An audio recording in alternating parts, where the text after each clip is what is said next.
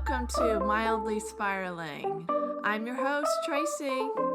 Happy to have you here. Hello, and welcome to Mildly Spiraling. This is the 5th episode of season 2.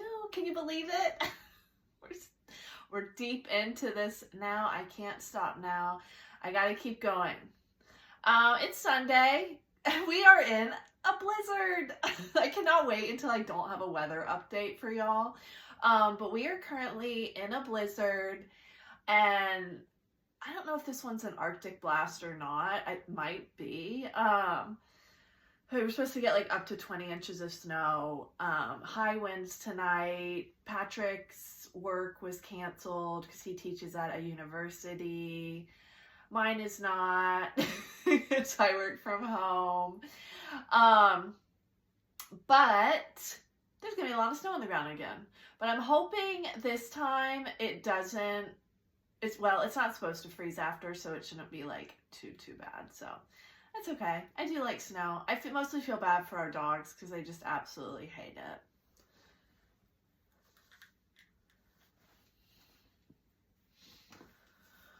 So I'm gonna talk a little bit about a play that I saw yesterday. I went to the matinee. We went to one of the first previews for Every Brilliant Thing with Daniel Radcliffe, and it was absolutely beautiful. It was just like I needed to see it. Like I actually hadn't heard of it, and I didn't know what it was about at all. So I went into it not really knowing. But spoiler, it's about this boy who is a man telling a story, but he goes back to like his childhood a lot during it. And his mother tries to commit suicide multiple times, and he starts making a list of things that make life worth living for.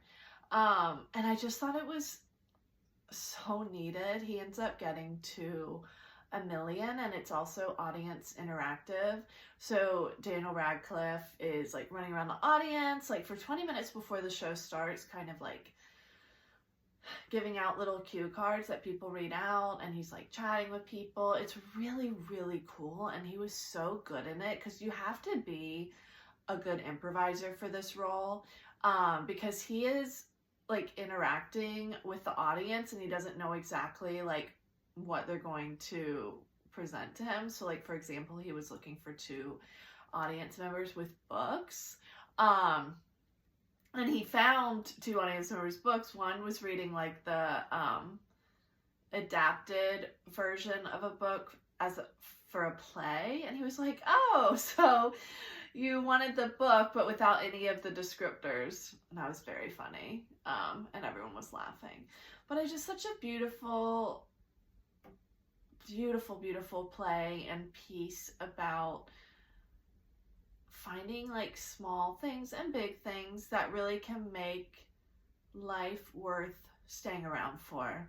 And it was very much needed. I've been feeling down about a lot of IVF stuff and other things, and I just really needed it. And honestly, it really like struck home for me in a lot of ways, because I was like a really, really, really shy kid, and he talks about being shy growing up because he didn't really know how to regulate emotions, and I feel like I just was like, oh, note that to talk about this week in therapy. And it also deals with grief and mental health, just such important topics, but it does it in like such a beautiful and artistic and caring and kind of thoughtful way. So I highly recommend it if you're in New York City, or even if you're traveling New York City. It's on for about 3 or 4 months, I believe. Such a good play. And I've also never been to a Broadway preview, so that was kind of cool. We all got like little notebooks that say like first preview February 21st, so that was really cool to get a little souvenir. Yeah, so aside from that, we've been watching the Olympics. Has anyone seen Wayne Gretzky lately? He is looking like he should have a show on the Vegas Strip. The amount of filler and Botox, and I am not judging as someone that has had cosmetic work done on my face, but like, no. It's a hard no for me. I think I saw something that was like, oh my god, who Mar-a-Lago'd Wayne Gretzky's face? Oh god, like it's just bad. And he's so MAGA now. I feel like people were saying he was like reluctantly cheering for Canada. Like he's just so hardcore MAGA now. And he's gonna have a show on the Vegas Strip soon. But yeah, we watched the US Canada hockey game this morning. Woke up early for that. I mean, I think Canada is like the more talented team for sure.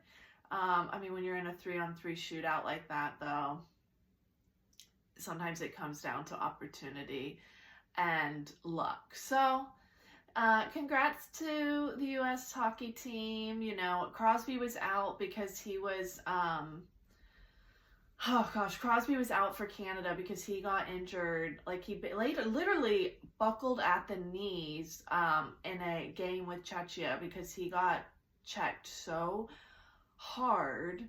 And then apparently I read that they made a gay slur after they did it. It's just so fucked. And actually, I loved Heated Rivalry, and I've been a hockey fan my whole life, but like, there are a lot of, and the NHL too has a lot of like policies in place, and it is not LGBTQ plus friendly, and there's a lot of like homophobic shit that goes down, and that's not cool. And it's like, you can be a fan of like a franchise. Like, I love watching hockey, but I do think that the NHL probably needs to be reformed in some ways. I mean, I think that and even like there's a lot of institutions I think that need to be reformed. The ISU, the governing body of figure skating, ice dance, and speed skating for sure also needs to be reformed. So I wasn't even going to get into that, but those are my thoughts on that. I want to talk about my loves.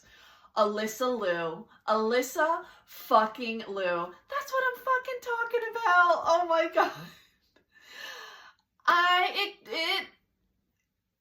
Her performance and her reaction and just her like just existing in the skating world has healed this ex-figure skater's little wounds. Like, I mean, not completely, of course, and I cried on the last episode because I miss it so much, but oh my god, seeing someone like that, seeing someone literally say, I don't diet and I'm doing this my way, healed something in me. Like, holy shit. That was just so cool to see. And her performance, like the joy in her skating is on another level. I mean, it's just so beautiful to see that. I even saw like Evgeny Plushenko and Alexei Yagudin both say like Russian skaters aren't skating like that because they don't feel the joy. But I would say most skaters aren't skating like that because they're so, and I get it to an extent, but I think if we can like figure out how to channel our inner Alyssa Lius, we are all going to be healed and we are all going to be happy and feeling good. I don't know, maybe we all need to dye our hair like that. I was also so happy for Amber Glenn. She was in 13th place after the short program. She had an amazing, a beautiful, beautiful program and ended up in 5th place, top 5 at the Olympics. That's huge. And she's a gold medalist because the U.S. won the gold medal in the figure skating team event. So that was amazing. I love the two of them. I think they're just so good for the sport. And I just think, like, this whole team, like, I almost, like, because when I was skating it so wasn't like that. Like, just seeing that is healing a lot. And I'm just so happy that, you know, in some ways the sport is open to this and hopefully it's like headed in that direction in some ways.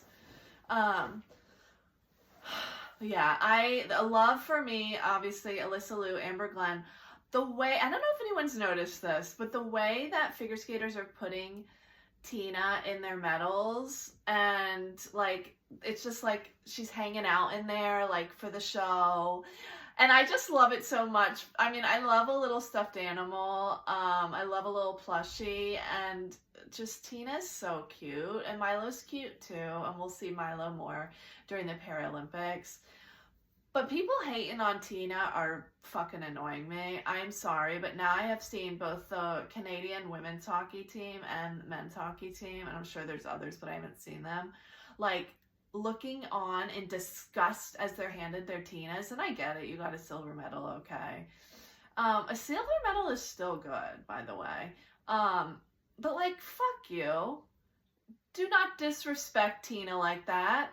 You should be excited to get Tina. And honestly, give it to your kid. Give it to your niece. Give it to... sell it on eBay. I don't give a shit. But, like, don't disrespect Tina. Put some respect on Tina's name, okay? My other thing, and you have to look this up, Elmo saying ciao. I am obsessed with Elmo. I can't believe I didn't follow Elmo on Instagram until yesterday. I'm ashamed to say that. But I'm obsessed with Elmo. I love Elmo being at the Winter Olympics. I love Elmo saying ciao. I love Elmo's beef with Rocco. If you follow me on Instagram, check it out. I just posted a video. But the shade Elmo's throwing at Rocco, Zoe's like rock pet, you have to see it. It's so funny. It was like, I was like, oh my God, these writers at Sesame Street are talented. They're throwing it down. It's so good. It's so, so good. Yeah, I guess because I don't have a child, I haven't been watching Sesame Street, so I didn't know about this, but I am locked into it. I am locked into the Elmo and Rocco drama. It's truly the only, like, drama, the only feud that I truly care about. So yeah, I'm locked into it.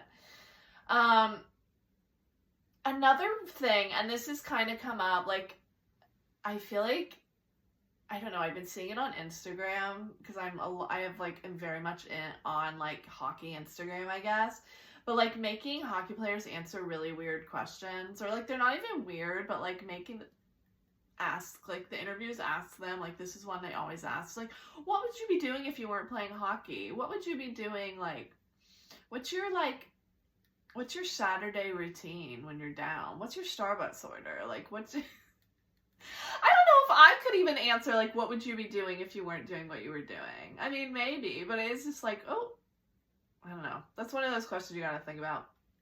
Some of the answers are just so weird.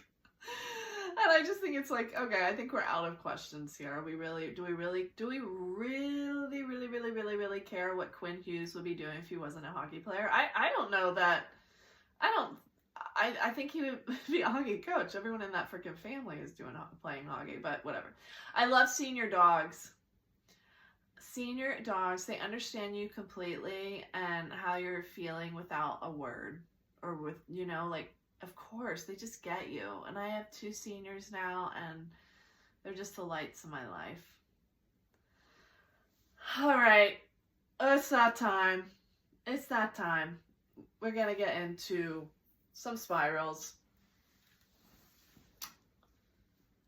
When you get home with your favorite salad and it's missing the avocado. I got home with a salad. My favorite salad in all of New York City. And I was so excited for this freaking salad. And it was missing the avocado. That is the number one thing I want on my salad, and it was not there. That is a huge spiral for me. Like, of course I ate it, but I was not happy about it. Especially because it was kind of like a spicy dressing, and I needed that avocado to, like, kind of mellow it out a little bit. This is kind of a spiral, and this is just, like, been hard for me. But not feeling yourself and trying to get back to that. Like, I just have not been fully feeling myself lately, and I've been trying to figure out how to love myself, love my body, like, and it's been really hard, like, going through IVF and really loving my body, because every small thing that's happening with it, I'm like, oh my God, why is that happening? What's this? Oh my God, am I closer to perimenopause? Like, oh, it's really hard. I don't know. Like, how do you get there? I'm trying to figure it out. And maybe it's like appreciating the small things that my body can do. But it has been hard. And I've been, on top of that, I've been feeling really down about IVF lately. I think that's part of the reason seeing Every Brilliant Thing hit so much, because I've been feeling really, really down on it, because we're kind of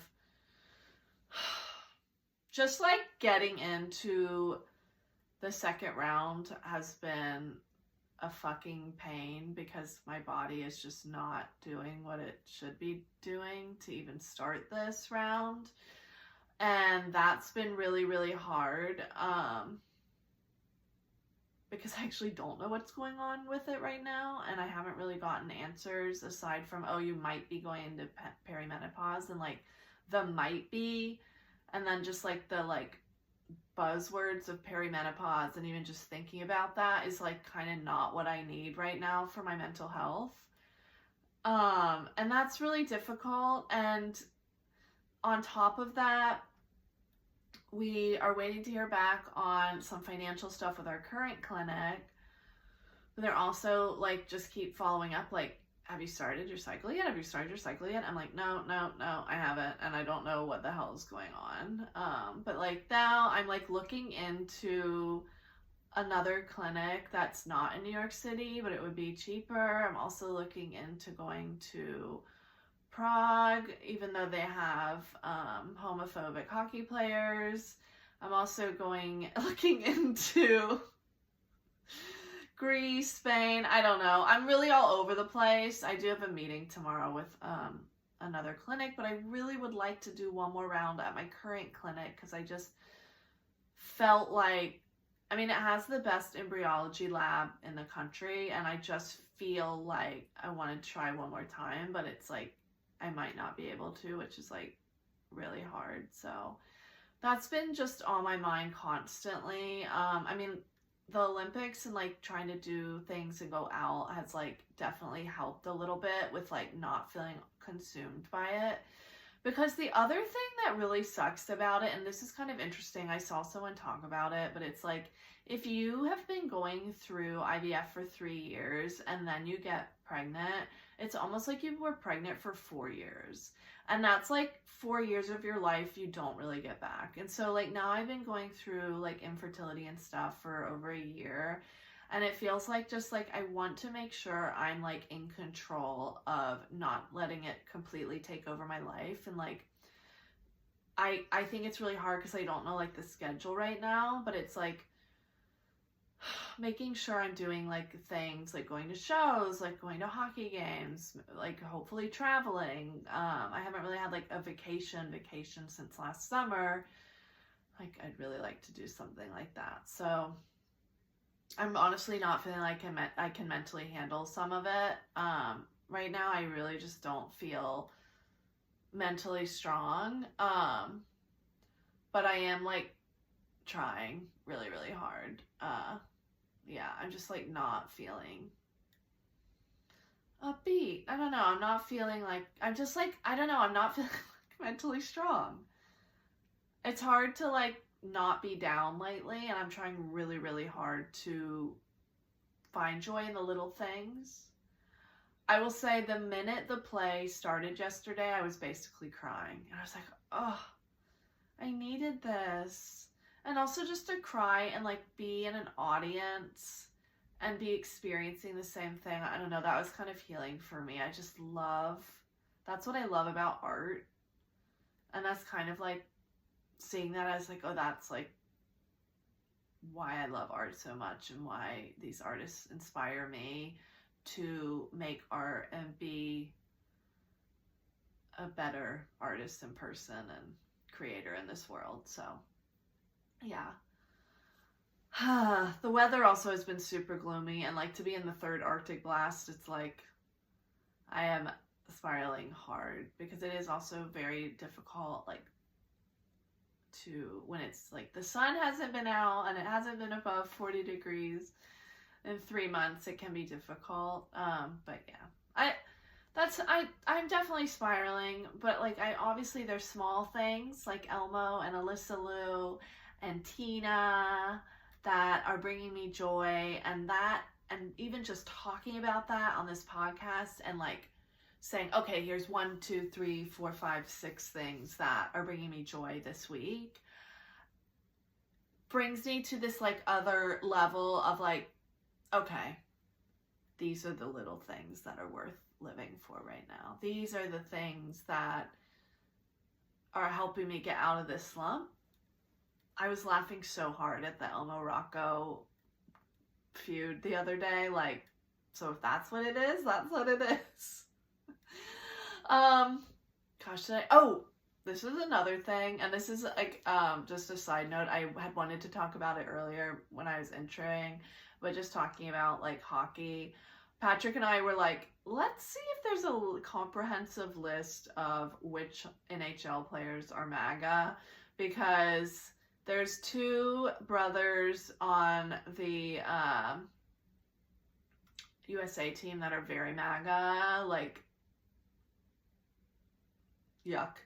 And we were like, oh God, what other ones are? Like, I never want to be like, cheer for someone that's MAGA, or, you know, I mean, there's like conservative, and it goes beyond conservative, but conservative bigots, whatever, in Canada too. So I just gotta know. Yeah, Wayne Gretzky's MAGA, so I gotta know who is MAGA, so I just make sure that I'm not supporting them. I don't. Gosh. Also, can I just say, Mike Sullivan was the coach for the U.S. team. Like, he's also the coach for the Rangers right now, and like, can he bring that energy to the Rangers? We need that energy on the Rangers right now. This is not a hockey podcast, I promise, but I've just been watching a bit of it, and it's taken over my Instagram, so it's kind of on my mind, but I promise you this is not a hockey podcast. Maybe I'll have like a separate... No, I have too much stuff going on. Yeah, if you haven't seen Alyssa Liu's free skate, if you haven't seen like her story, and like I would highly recommend you watch her free skate. Even if you're not a big figure skating fan, it was absolutely breathtaking and beautiful to watch, and just that energy. And when she was coming off the ice and she goes, that's what I'm fucking talking about. And then I think she gets off the ice and she was like, that was fucking awesome. I was like, I love this so much. It healed me. Oh my God, it truly healed me. And that's a little bit of joy in my life right now. And that's a little bit of joy, I hope, in a lot of people's lives that watched that and know her story too. So cool, so cool. Yeah, that's what I have for this week. I hope you enjoyed it. I'm gonna go eat some pizza and try not to freeze my ass off later when I go outside. This has been a fun episode. Next episode is going to be really exciting, and every episode I hope is exciting, but I hope you loved this. I hope if you aren't subscribed yet, please think about doing it. You can subscribe on Spotify, Apple, Amazon Music, the like, Pocket Casts. You can also follow me on Instagram, Mildly Spiraling Pod. I'm not really active on TikTok anymore, but you can follow me at Mildly Spiraling Pod on TikTok. Honestly, I hate social media and I'm not good at it, but I'm trying with y'all. I also am thinking of uploading these to YouTube, so if you want to see my face talking, you can watch these on YouTube. And you can subscribe to me on YouTube too. So I'll let you know once I drop that, drop this on YouTube. And if you want to subscribe to me on YouTube too, I'll link that on my Instagram. And then next episode, I'll talk about it a little bit more. I would also love to hear from you. I'd love to know what you're loving, and I'd love to know what's making you spiral. And I'd love to know if you secretly know a MAGA hockey player. No, I don't really need to know that, but if you're loving something, if you're spiraling about something, email me at mildlyspiralingpod@gmail.com. That's mildlyspiralingpod@gmail.com. I don't know why every time I do that, I'm like, I've never spelled before, but I will tell you, I got out in like round 1 of the spelling bee in 5th grade, so I'm not a great speller. I'm also dyslexic, and I didn't know that in 5th grade, so please email me your loves and spirals. I'll share them on the podcast, and just let me know if you want it to be anonymous or not. Yep, I'd love a rating and a follow. All right, see you next time. Love you. Bye. That's my podcast.